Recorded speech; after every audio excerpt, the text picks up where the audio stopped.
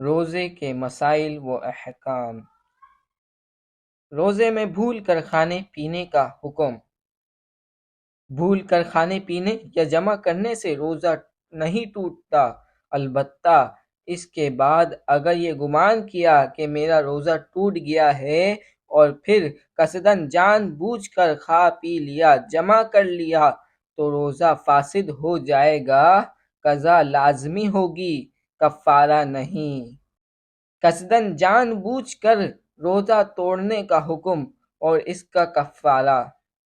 رمضان کا روزہ بغیر کسی شرعی عذر کے قصداً توڑنے سے 3 چیزیں لازمی ہوتی ہیں: 1 توبہ و استغفار، دوسری اس روزے کی قضا، تیسری کفارہ۔ کفارہ یہ ہے کہ قضا روزے کے علاوہ مسلسل بلا ناغہ مزید 2 مہینے روزے رکھے، درمیان میں اگر ایک روزہ بھی چھوٹ گیا تو سرے سے شروع کرے۔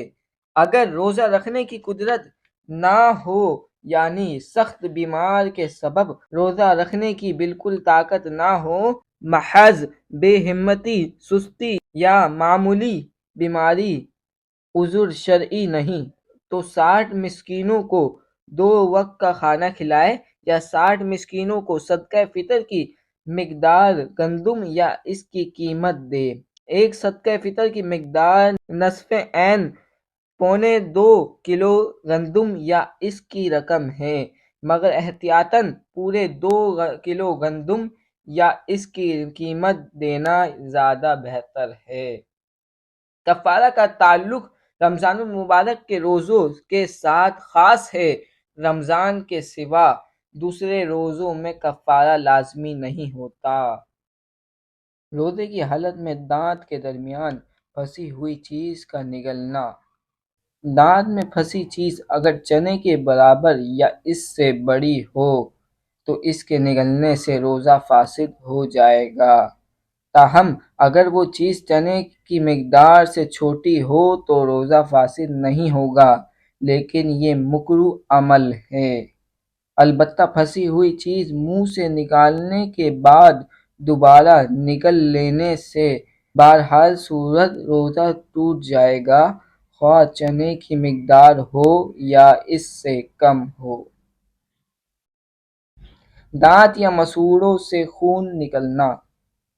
روزے کی حالت میں دانت یا مسوڑوں سے خون نکل کر اگر حلق سے نیچے اتر جائے تو دیکھا جائے گا، اگر خون کی مقدار کم ہو تو روزہ فاسد نہیں ہوگا، اور اگر خون کی مقدار زیادہ یا برابر ہو یا خون کا ذائقہ حلق میں محسوس ہو رہا ہو تو روزہ فاسد ہو جائے گا۔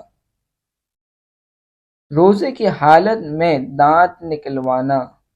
شدید ضرورت کے وقت روزے کی حالت میں دانت یا مسوڑا نکلوانا جائز ہے، تاہم بلا ضرورت شدید مکروہ ہے۔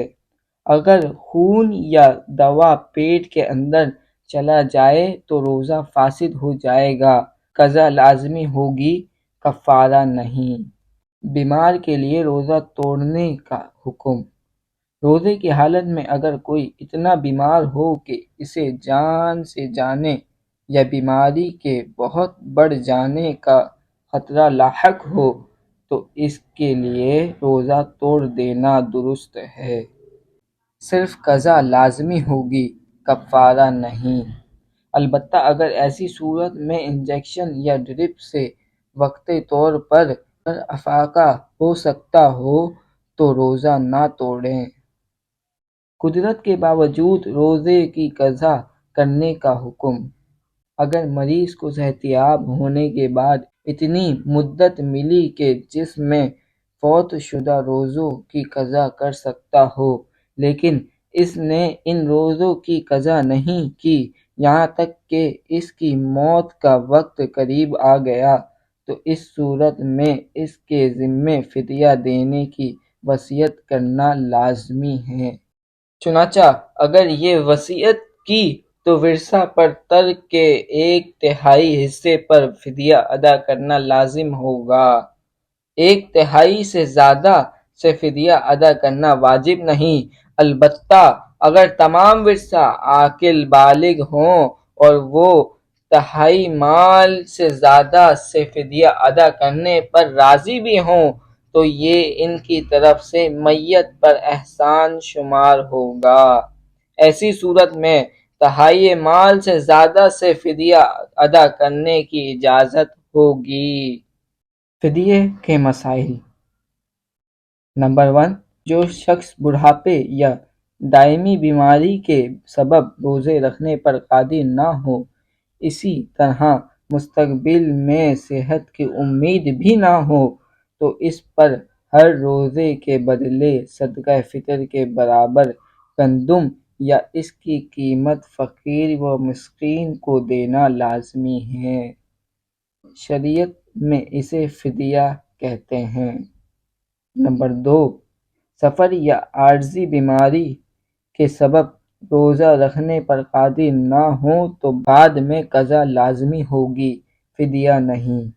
نمبر 3، فدیہ دینے کے بعد اگر مریض صحت یاب ہو گیا تو دوبارہ ان روزوں کی قضا لازمی ہوگی اور جو فدیہ دیا تھا اس کا ثواب الگ ملے گا۔ نمبر 4، فدیہ کا مصرف فقیر و مسکین ہیں۔ کئی روزوں کا فدیہ ایک مسکین کو دینا یا ایک روزے کا فدیہ کئی مسکینوں پر تقسیم کرنا، دونوں صورتیں جائز ہیں۔